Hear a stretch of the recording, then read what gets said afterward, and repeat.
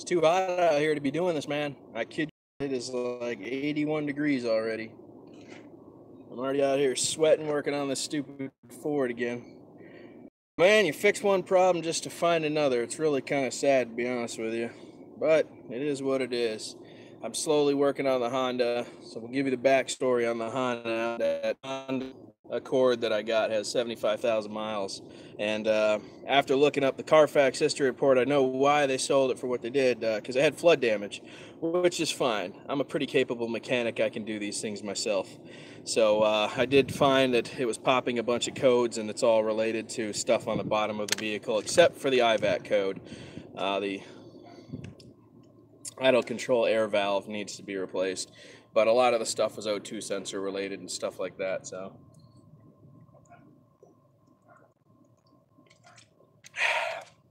it's way too hot to be out here working on it.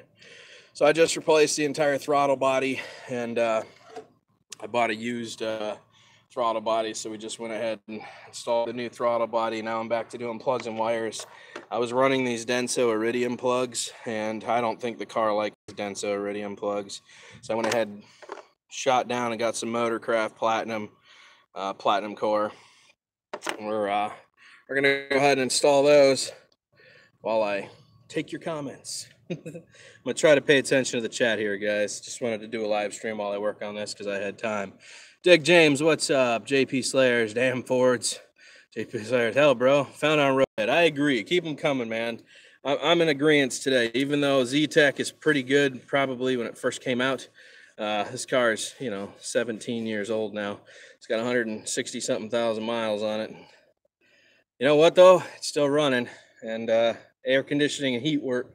So I can't complain too much. But it definitely has this little issue still that we're trying to figure out and work out. So that Honda back there that I picked up only has 75,000 miles and needs a little bit of work too, but I guarantee that's going to be in a lot better shape. And I picked that up for $250.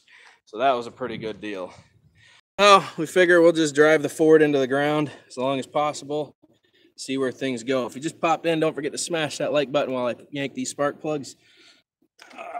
And I'll try to pay attention to the chat, see what you guys are saying.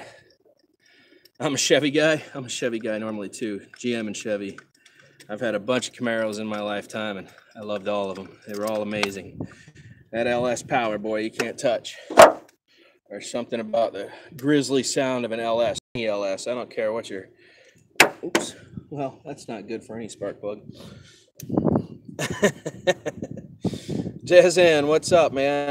Like I said, guys, please don't forget to smash that like button. Looks like we're about to get a storm here in a second.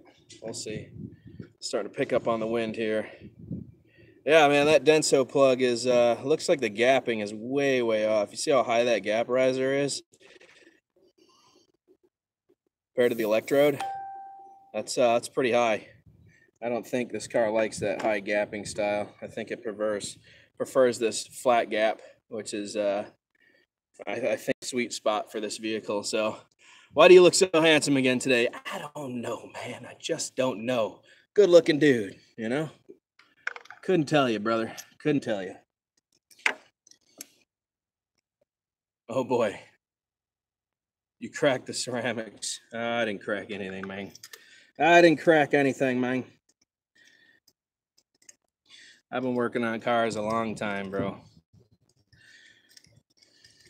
I'll tell you right now, I'm doing the one thing you're not supposed to do, but just because I don't have the time to wait for this thing to cool off. I'm installing the spark plugs while the engine's still hot on an aluminum block. That's never a good thing to do, but that's all right. That is way high. That's what I said, James. That gapping seems like it should be 0.6 variance or something of that nature, 0.4, and it looks like it's at about 1.6. So I'll have to go get a gapping tool and look up the gap distance for this car. But I agree. I think that's way too high. So I think it's too high. Not all of us just work on RC cars, man. We work on real stuff too, you know. It's part of being a hobbyist, man. It makes you want to be out and adventurous and work on your own cars and do your own fun stuff. This car has been a pain in my ass since I got it. But no, it's, let's see. The weather looks fantastic out there. It's really hot, man. I'm already sweating if you couldn't tell. It's hot. Florida's always hot though, dude. When is Florida not hot? We rarely get a cold day here. Hey, beautiful fat boy. What's going on? Not much, bro. Not much. I'm a sexy fat guy. You gotta admit it, man. Oh boy. That one almost broke the ceramic. Trust me, dude. I've been trolled plenty times, man. Trolling doesn't do a damn thing to me. It's part of the internet. It's something I accepted a long time ago, bro. But I'm always up for a good troll. That one's even gapped pretty high. That's not a flat gap. Yeah, I don't know, man. These Denso Iridium plugs are supposed to be the best of the best. But after getting a set, man, I'm not too happy with how they perform. So I'm a shade also. Yes, man. Shade tree mechanics are the best. I'm a garage mechanic and shade tree mechanic, so I understand. Trust me. 16 people and only 6 likes. Those numbers seem a little off to me. What do you guys think? Ever since I started putting out the 3DR Solo modded battery video, I've gotten nothing but trolls. Apparently, they don't want to keep their Solo up and running. Apparently, they only care about new batteries. They're not willing to find out what proprietary getting off of proprietary actually has to offer. When I start making some of my real sick videos with the 3DR Solo and the battery mod, you'll understand why I did the mod. Imagine only having to have one BMS to connect, one battery management system to connect as many 4S batteries as you want to in the field. So you only need one DIY battery mod to connect as many batteries as you can purchase in the 4S range. I find 4S batteries for $30. You can run the 3DR Solo on new sets. I see 7, but still off. Love this guy, keeping us up to date about drones. Thank you, my man. No problem. Oh, Ihran. What's up, bro? What is going on? That was the last plug to go in. Should be tight. Matter of fact, I'm going to check it one more time because I was talking. I wasn't paying attention. Yeah, we're good to go. Let's pop that on there and see how this bad boy likes this plug system. And then I'm going to show you some real redneck engineering next. You'll get a kick out of this. Oh, let's put this all straight. I don't want any cross polarization between plugs and wires. See what we got going on here. You really look handsome today. Can't help it. Yeah, man. You know. What can I say? So I think I'm going to bring these down and have these gapped, and then we'll try them again later if I don't like the way the Platinums, the Motorcraft Platinums are hitting. Are you changing the wires too? I already did the wires. I did the coil pack. It's one coil pack for all 4. So I already changed the coil pack, changed throttle body, changed the map sensor, mass airflow sensor, TPS, PCV valve hose, new valve cover gaskets, new alternator. I installed a new fuel pump, new fuel filter, 2 new fuel lines, brakes, rotors on front, drums were good in the back. I've done a ton of work to this car, man, in the past 2 months. So just steady state at it. Yeah, it's been an interesting car to have so far. Roadkill, what's up, man? Are you and Ron still friends? Haven't heard from him. Ron is out in Riverview, man. I live in the country now, so it's not that we don't get together. It's just kind of hard to get together. What's up, Clint? Long time no see. Damn, it's a new car. Damn, it's a new car is right. Plugs, wires, coil, all of it, man. All 3 engine mounts. I replaced all new engine mounts. Like I said, man, it's basically a new car at this point, man. I even have the fuel injectors. Next week, I'm probably going to install all new fuel injectors on this.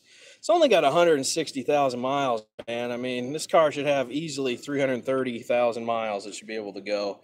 So if you just properly maintain them, I even went through and changed all the solenoids out in the transmission, shift solenoid A and B fried, and I kept dropping gears, so I replaced all the fluid, put a new filter in, and then I went ahead and changed solenoid A and B, and then after that failed, 4 and 3 failed, so went ahead and replaced 4 and 3. So I've been in this car a lot, man. Me and this car are getting to know each other pretty darn well at this point.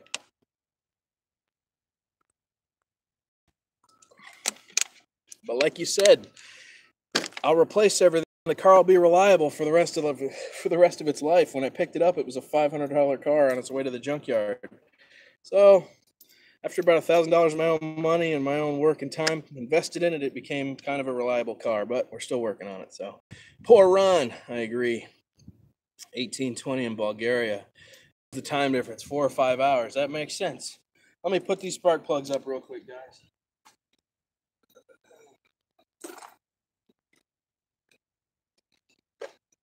I've also got an oil leak that just started back on the main seal, and I had to replace the thermostat housing and thermostat when we got back from our trip.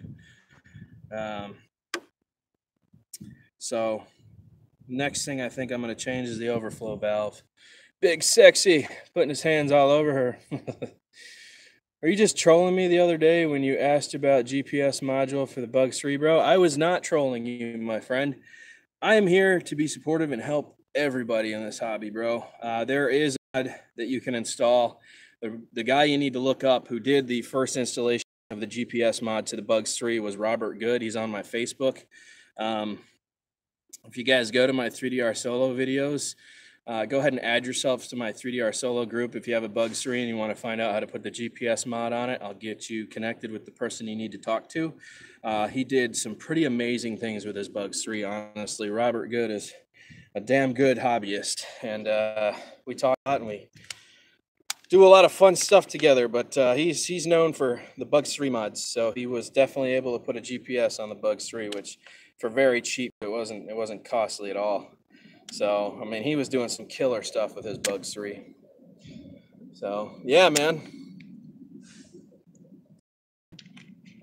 He's the guy you got to talk to, Mr. Robert Good. Normally, if I tell you guys something, I'm trying to be honest with you. I'm not really trying to be a liar about anything. If I make a suggestion, it's probably pretty solid information. All right, let me put these up, and then we're going to crank this car up and see how it works. Give me 1 sec here, guys.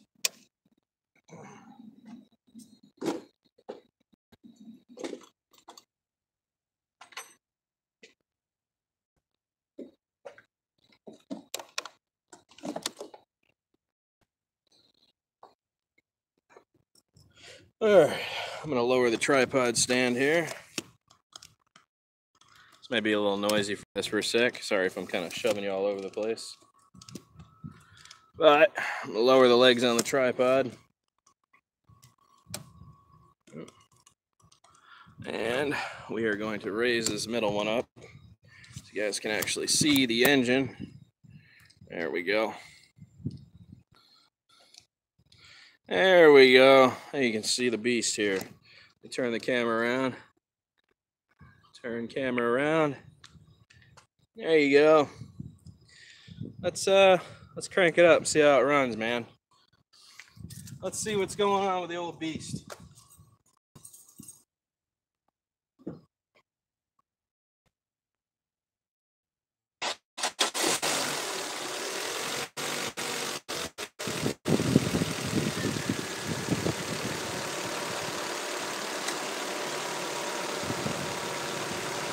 Pretty solid. No more misfiring. Have I given up on the Honda? No, sir. The Honda is currently sitting right back there. And I'm waiting on an idle airbag control valve to come in for it, and then we have 2 O2 sensors to replace, and I have to change the transmission fluid because it had water in it from flood damage, and then I think it's good to go. That was 250 bucks. I got this for 500 bucks in a trade for a Solo, 3DR Solo. So this has been my work in progress now. I think I've cleaned it up pretty darn good at this point. New paint job, new tire paint job, cleaned all the heck out of this thing, pretty immaculate for an 01. Sounds like a brushed motor. Sounds quiet. It's just because the air conditioner's on, so some little things are kind of rattling around. What do you think? I think it's pretty solid, man. I think it's running pretty good. 2001. It definitely needed some love, though. Hey, I'd always normally... There you go. See one of my engine mounts. One of my new engine mounts. I replaced them all, man. That one, the one over here underneath the air box, and then the one on the back side of the motor. Hooks to the chassis. And this will be getting replaced next here because this is starting to... Well, as you can see, it's boiled the plastic. It's so old. I can actually physically scrape it off. So this will pop like a zit here pretty soon. So I'm gonna have to replace the overflow. But those are pretty cheap, man. 20 bucks for a new overflow. Pop that on there. I just put a new radiator cap on it because it was steaming. So, Mike Brooks, what's up? It's okay for a Ford, I guess. Yeah, well, it's got a lot of miles left in it, I think. So we're gonna run her into the ground. I'll be the last owner of this car, I can tell you that. But I'd say I got her running pretty good. When we got this thing, man, it was a buck ready to hit the junkyard. And I pretty much brought her to life at this point. I even fixed all the windows. Gave her new upgrade, CD player, DVD player, all that fun jazz. Gave her a whole new life. Looks pretty good. She's not bad. All right, let me turn this around here. We're gonna start shutting things down. Now the engine's warmed up, the boxes are starting to move. We'll close this hood here.